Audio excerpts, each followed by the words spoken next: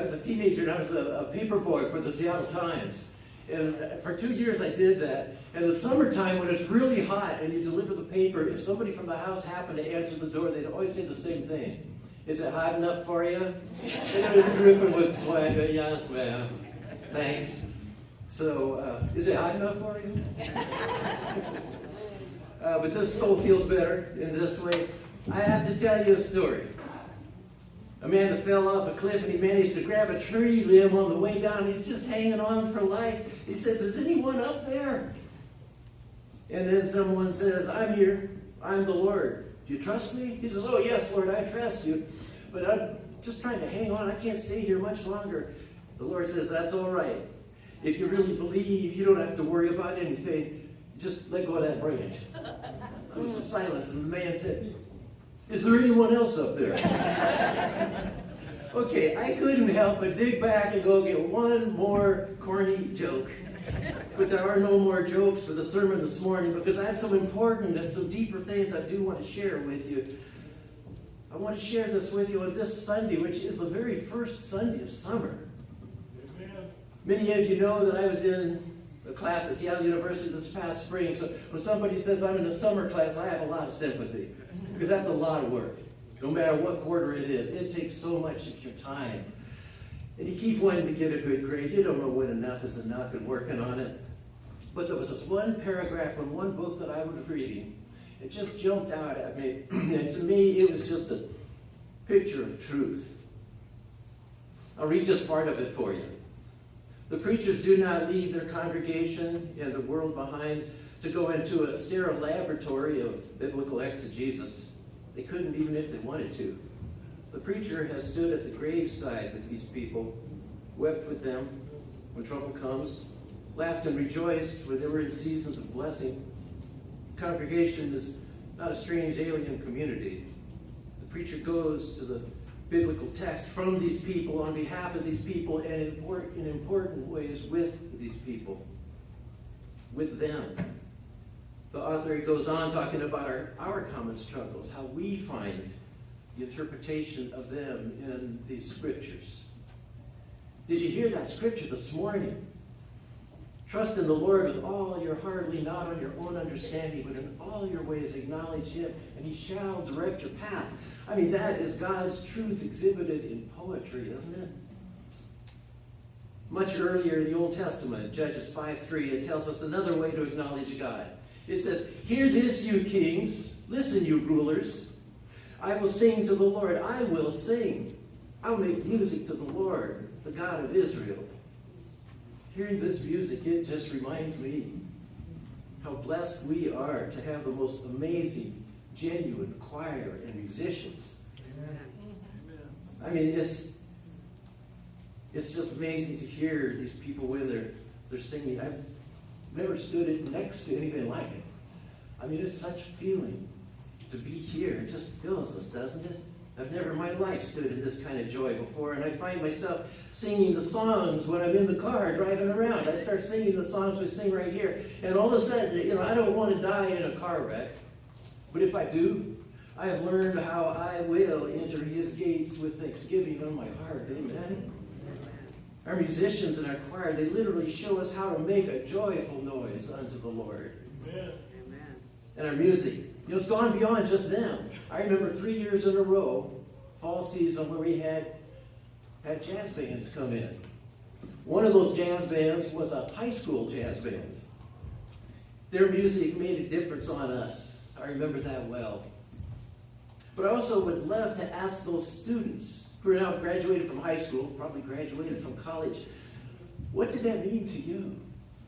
Because I bet to this day they could tell you exactly how they felt. They remember that performance they did here. I remember us standing up and cheering for all of them. We don't know what it means to them, but God knows. He does. The book of John, it quotes Jesus in 12:26, saying, whoever serves me must follow me, and where I am, my servants also will be. My Father will honor the one who serves me. That doesn't just talk to adults. It's saying to everybody. So how do children enter into that? I mean, in grace, it actually happens all the time.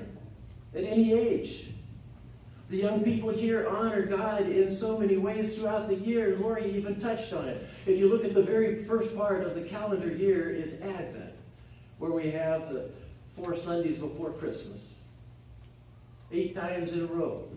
During that time, we've had our young people here performing Christmas plays year after year. They've been dressed from everything like an animal in the holy stable to a crowned magi, the modern archaeologist you mentioned, and the flight attendant, which I was stuck in the 70s.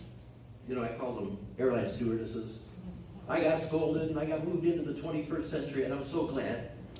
They're flight attendants.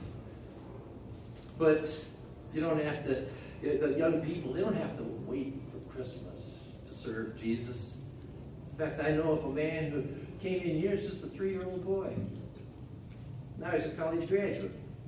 Now he's stepped into a leadership role, working for Christ to help others, and starting to write his own sermons, and starting to tell his own stories. I know 2 children here who are now teenagers, and they became leaders in this church. That's Malachi and Quinn. You're such a wonderful resource in this place when teenagers come, or out in the streets when you meet friends, or when you're at school. I've heard stories how your friends can see it on your face. What a beautiful mark, to have the mark of Jesus like that. I see more young people here who are on their way to becoming leaders as well, to have wonderful and amazing new beginnings here at Grace. And we can thank so many folks that every summer, when the summer rolls around, we always have Vacation Bible School. You heard folks talking about planning for the 8th one as we see it here. So I thank you for every person that has made that happen. I mean, that's had a terrific impact on our young people. And do you know how many people it brings to Grace that wouldn't normally be here? Imagine the working moms. They work all day and then they come home and they have to fix a dinner that evening. And all of a sudden, they don't have to for a whole week. Some of those moms fix a dinner in the evening, and then they go to work all night. And so some people, they'll come in and they'll say, oh, I'm so glad I don't have to fix dinner this week. And we kind of chuckle, but that's a serious thing for them to actually have a whole week off. Sometimes they come in on Friday just to join in with all of the enjoyment, with all the things that are happening. That's the kind of an unexpected expectation, but one of the wonderful things that happened through this Vacation Bible School. And this spring, we sent 2 teenagers to a YMCA camp on Orcas Island, and they came back telling me about things they'd never done before. Yeah. They're ready to go back again. Their eyes have been opened to new possibilities, to places where teenagers are absolutely loved and challenged, and they learn new things. One of them, they haven't been getting good reports from the school authorities, but all of a sudden it's changing. Now all of a sudden, one of them got this high school achievement award. And it wasn't one they gave to everybody. I mean, he got the achievement award from his high school, and I hope that it's framed. I hope it's up in his bedroom right now, and the one who knows, or whoever knows who I'm talking about, if he doesn't have a frame, tell me, I'll buy him one and get it framed up on his wall in the bedroom. Our birthday parties downstairs, they are second to none. How many times have you seen someone 90 years old just full of life at those parties? Sometimes they come here on the hottest day of the year. And God has provided warm days and blue skies for every one of our picnics. And so while the adults enjoy good food and conversation and playing cards and board games, the young people a lot of times throw those water balloons. Mm-hmm.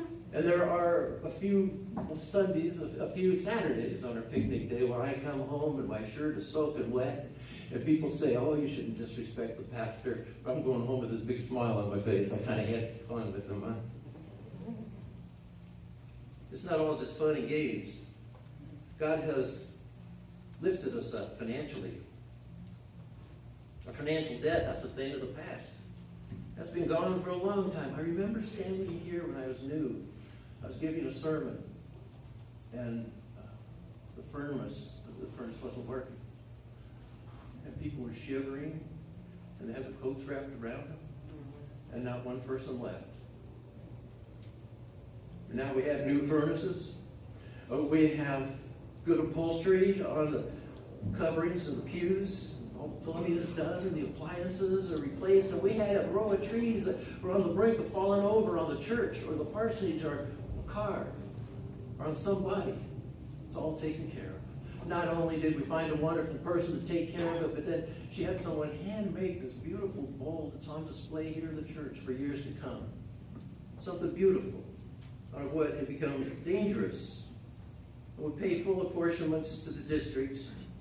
This provides missions beyond our walls, missions to go to places where people are in desperate need, and the money is about life and death. Not about wealth. It's just about having food, having a hospital somewhere. I could go on, but every time we have trusted in the Lord, God has provided. Amen? Amen. We have trust in God.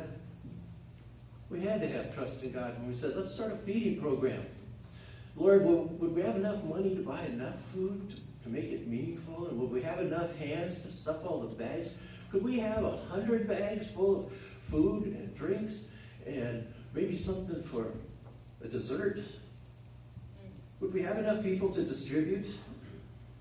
The Lord said yes to all of those things. And the disciples came forward and they said yes. It's still alive and well today.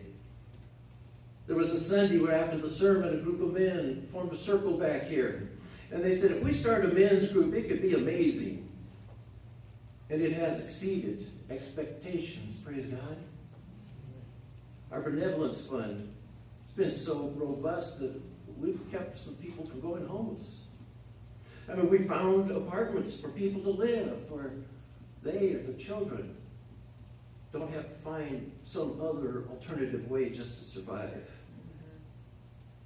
Now, in an entirely different kind of story, I want to share something with you. When I first came here, of course, it was temporary, and then we decided that I would be able to stay, and all of us just took a vote, and we all loved it, and I have been so privileged ever since. What a blessing. But that almost only lasted for a few months, and only a few people know the story. Leonard, I didn't know you were going to mention your son today. I didn't remember that tomorrow would be the anniversary. But this week, I just started writing about it. The tragic story of his son passing away, and of course I went down to Portland with Leonard for that funeral. Amen. He's a humble man. I don't know if he ever mentioned how many people were there. There were between 1,700 and 1,800 people, and more outside. So things happened. It was completed. I finally drove home by myself. I got in the parking lot and I walked around the car and I looked at the other side at this front tire that was on the passenger side, and it had a bulge in the side like a golf ball. I thought, what is that? I've never seen anything like it. So I took it down to the car shop, and the mechanic said he'd never seen anything like it either. He said it was, as somebody said today, it would be a blowout. It would roll the car over. He says if that thing happens on the tread, it just stops the car. But when it blows out the side, your car tumbles on the freeway. He looked at it, he said, I don't know how that could even happen. And I walked away from the shop and I thought, I know how it happened. I know a group of believers in Grace Church who know how it happened. And I said a prayer there in the parking lot for God's grace. One more story. That's about years ago when a young man who came to Grace, he had an addiction to alcohol that was strong, seemed unbreakable. I mean, it was literally life-threatening. One day when all hope was lost, he stepped out of his mistress' house and just said, I give up. And she wanted to make him well so bad, she tried everything. I think she was ready to say, I give up. They both tried everything they could, and it just didn't work. Now, I had no idea all this was going on. I wasn't even in Seattle. I was over in Bellevue, and I pulled up to a corner stoplight. I glanced over, and as I drove away, I thought, I'm going to call him Jake. I looked off to the side, and I thought, I've only met him once or twice. That looks like Jake. Oh, well. So I drove on down the street, went all the way off the hill, and miles later, I pulled over, and I called the mentor, and I said, hey, Is there any chance, that's not nuts, over here at Bellevue, is there any chance that Jake would be here? She said, yeah. She described everything that had happened. So I decided to go back to the mall. There's a grocery store, all kinds of things. I finally just decided, well, I'll go over to Starbucks. I went through there, and it was a fairly crowded place. I finally sat down at the only seat that was empty. Didn't see anybody I know. It's like God called me to sit there and wait, and wait, and wait. Seems like I'm waiting too long, doesn't it? That's how it felt. All of a sudden here, he comes walking right towards me. He comes out of the men's room. He walks right up to me. I didn't know at the time that he had just had 2 more bottles of wine and stashed them there. But we looked at each other like, you're from another planet. How did you get here? And I put my arm around him. I said, hey, are you hungry? Let's get something to eat. We sat and we had a long talk. It was not a talk that was rated G, but it was honest. And eventually, his mentor came and joined us. He was suicidal. But this was the beginning of his turnaround, and it was a beginning that was going to be a miraculous recovery. Today, he is very accomplished. And he has done amazing things, amazing work. Some of it is right out in the public where people can see it. And he's become a very creative, sober, bright person for years now. See, Grace UMC is not just a name. It is a place where God's grace is exhibited richly for those who just stay long enough to see the miracles. We've seen them in life and death. I've seen them on the street. And so then we know, we can truly say, in God we trust. Look at this big coin up there. As you know, the 4th of July is next week. It's a good thing for all of us to celebrate. Did you know that the word in God we trust first, well, right now, the coins that we use and the money, that all started in the 1950s. But actually, the first time they ever used that was on the coins during the Civil War, when the blood was still being shed. It was a year when the law said that in the land all people are free. But for many people of the land, they were still slaves. This is a year where a new symbol of respect and love and promise of freedom in America has come out. It's just a symbol, but I want you to see this coin that has come out. They're just now minting it. It just started a few months ago. You see, this is the first time ever that the United States Mint has chosen an African American to be on our coin, and to have an African American woman who is the Lady Liberty. It's a beautiful symbol. In fact, the crown on her head is the one that's taken exactly from the United States Congress building in Washington, D.C. That's the crown you'll see on that Lady Liberty. Is on her head. The coin is made of 100% gold, which makes her skin color absolutely brilliant. Beautiful. Praise the Lord. Now this is going to be for collectors. Most of us don't walk around with gold coins in our pocket. I know I haven't had one in there. But what a symbol of all the things they could have done for the 225th anniversary for the Mint. That's what they chose. That's the picture they love. And they only allow one mint to print them, which is the West Point Mint. It'll be printed all this year. The point is, see, that's just a symbol, but the point is that as we see our nation, and as we see our own church right here, where miracles happen, we see that they happen right in front of us. Let us live the motto, in God we still trust. That God will continue loving you, loving your life, that you may trust Him to be loving in your life, and that God will continue to be strong in this church, that we may sing to the mountaintops. In God we still trust. Praise be His name. Amen. Amen.